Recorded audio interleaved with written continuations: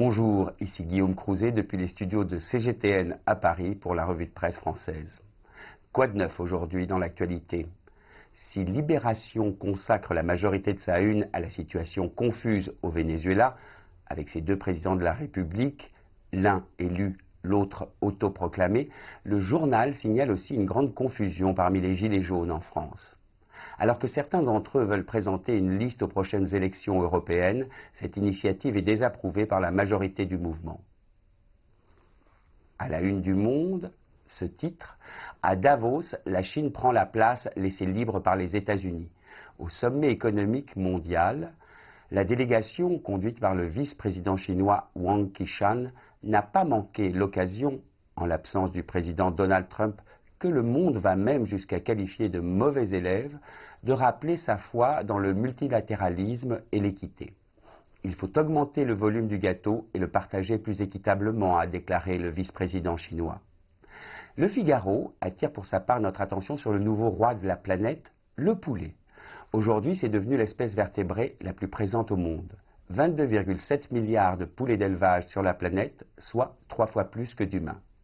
Cette volaille, qui n'est interdite de consommation par aucune religion, est en passe de détrôner le porc pour le titre de viande la plus consommée au monde.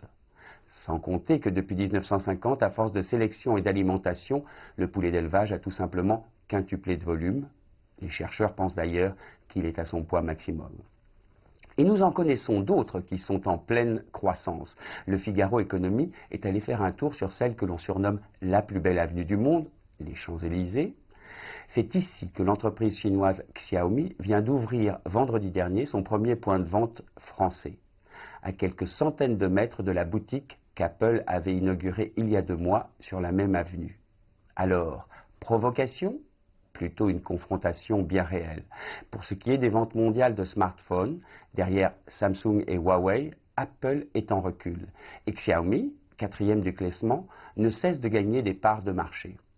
Créée en 2010, l'entreprise a vendu en 2017 plus de 91 milliards de portables dans le monde. Xiaomi s'est fait connaître avec ses smartphones bien conçus et peu chers, à moins de 200 €.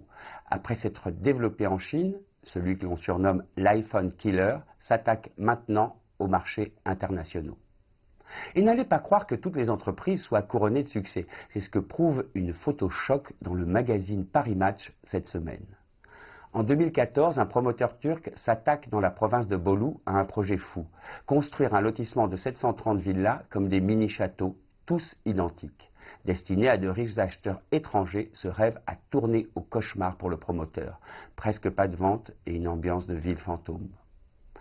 Pour terminer cette revue de presse, je vous propose de découvrir la destination touristique la plus à la mode actuellement pour les Français. Le magazine Le Point lui consacre un reportage de 3 pages. C'est la Finlande, et plus exactement sa province la plus au nord, la Laponie. Des paysages somptueux et sauvages, des parcs nationaux à traverser, raquettes aux pieds, installés sur des traîneaux traînés par des chiens, ou bien même tractés par des rennes. Et puis il y a ces aurores boréales, un phénomène magique, raconte la journaliste Karine Fauvet, qui a choisi d'organiser là-bas sa fameuse Coupe de l'Info. La Laponie mérite le détour, conclut-elle. Et c'est vrai que cela donne envie d'y aller. C'était Guillaume Crouzet depuis les studios de CGTN à Paris pour la revue de presse française.